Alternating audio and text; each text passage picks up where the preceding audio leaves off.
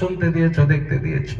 আল্লাহ তোমার দুনিয়ার বুকের নিয়ামত থেকে যেমন বঞ্চিত করনি, পরকালে তোমার নিয়ামত থেকে আমাদের বঞ্চিত ঘটাও না। আল্লাহ আজকের এই প্রতিষ্ঠানের জন্য শুরু থেকে পর্যন্ত যারা দান খায়রাত করেছে, চলে গেছেন, কবরে শুয়ে আছেন, আল্লাহ বিশেষ করে মাওলানা কারীম অনেক ছাত্র শিক্ষক তারা কবরের বুকে শুয়ে আছেন, এই প্রতিষ্ঠানের হিতাকাঙ্ক্ষী তারা কবরে শুয়ে আছেন। আল্লাহ তাদের তুমি রুহের মাগফিরাত ফরমাও, তাদের তুমি কবরগুলোকে জান্নাতের টুকরা বানিয়ে দাও। আয় আল্লাহ, বাসে যেতে যেতে 1 টাকা বেশি নিয়ে নিলে কন্ডাক্টরের সঙ্গে ঝগড়া লাগিয়ে দিই, ঝামেলা লাগিয়ে দিই, কিন্তু তোমার নাম শোনার পর 5,000, 10,000, 1,000, 500, 100 টাকা দিতে গায়ে বাঁধে না।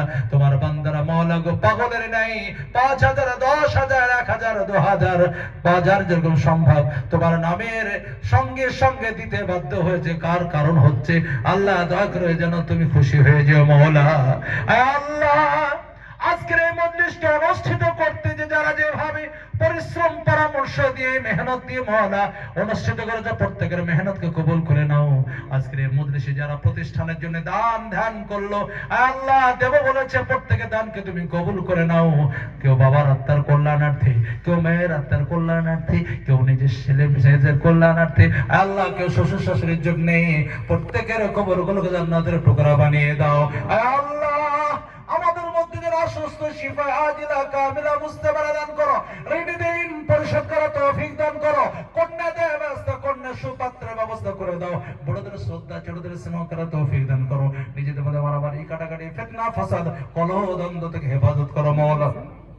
আয় আল্লাহ ভারতবর্ষ একটা সত্যিকার পাতাবাহার গাছের মতো, হিন্দু মুসলিম আদিবাসী খ্রিস্টান বিভিন্ন ধর্মের মানুষ একসঙ্গে বসবাস করি, আমাদের নিজেদের মধ্যে যেন কোন রকমের মতানৈক্য না হয়, নিজেদের মধ্যে দ্বন্দ্ব যেন না হয়।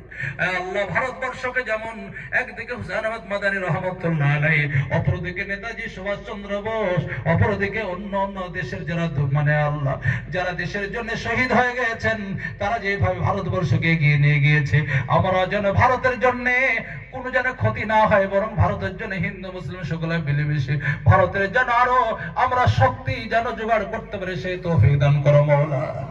আল্লাহ আমাদের মধ্যে হিন্দু মুসলিম আদিবাসী খ্রিস্টান মিল মহব্বত দান করো, দেশের যেন কোনো ক্ষতি না হয়, দেশের যেন কোনো অশান্তি না হয়, ফিতনা ফাসাদ দ্বন্দ্ব থেকে সাম্প্রদায়িক দাঙ্গা থেকে হেফাজত করো মাওলা। আল্লাহ বিশেষ করে তোমার রাসূল বলেছেন লা তাসুবুল কুফার, কখনো মুসলিমদের গালি দিও না। এই হাদিসের উপর আমল করে যেন আল্লাহ আমাদের কাজে, আমাদের কর্মে, আমাদের কথায় যেন কোনো রকমের আঘাত না পাই, সেই পরিবেশ তুমি দান করো মাওলা। আল্লাহ গো আমি গুনাহগার, কিন্তু আমার সঙ্গে তোমার অনেক নেককার বান্দা বান্দা হাত তুলেছে। আল্লাহ অনেক আলেমরা হাত তুলেছেন, আমার পাশে 2 জন আল্লাহ তোমার নেক আল্লাহর ওলি বসে রয়েছেন, আমি বেয়াদব গুনাহগার, তবু তিনাদের হুকুমকে পালনার্থে আল্লাহ হাত তুলেছি। মজলিসের মধ্যে যাকে পছন্দ করো তার হাতের বরকতে রাসূলের আল্লাহ সাদকা ধোয়ালে তোমার রহম করুম, আমাদের সকলের দোয়াকে কবুল করে নাও। আল্লাহ শ্রোতাদের কবুল করে নাও, বক্তাদের কবুল করে নাও, জালসা পরিচালনাকারীদের কবুল করে নাও। আয় আল্লাহ বিশেষ করে আমাদের জান্নাতে যাওয়ার মতো পজিশন যতক্ষণ না হবে মৃত্যু দিও না, মরণের সময় কালেমা তাইয়্যিব মুখে নসিব করে দিও, রাসূলের নূরানি চেহারার সামনে দিদার করা তৌফিক দান করো, হজ্জে মাবরুর তুমি কপালে জোগাড় করে দাও। আল্লাহ বিশেষ করে যাদের আব্বা মা কবরে বুকে শুয়ে আছেন গো আল্লাহ, তাদের আর আমরা ভালো খেতে দিতে পারবো না, পড়াতে পারবো না, দয়া করে সে আব্বা মার কবরগুলোকে জান্নাতের টুকরা বানিয়ে দাও। যাদের আব্বা মা বেঁচে আছেন আল্লাহ, দয়া করে সেই আব্বা মার তুমি সেবা যত্ন করে জান্নাতের অধিকারী বানিয়ে দাও। আল্লাহ আব্বা মা বুড়ো বুড়ি হয়ে গেলে তাদের কথায় তাদের কাজে অসন্তুষ্টি আমার হয়, আমরা অধৈর্য ধরে যাই। আল্লাহ আব্বা মার কাজে কথায় যেন কোনো অশান্তি না হয়, যেন কোনো রকম অধৈর্য না হয়, সেই তৌফিক দান করো মাওলা। আমার আব্বা 98 বছর বয়স, মায়ের আল্লাহ 82 বছর বয়স।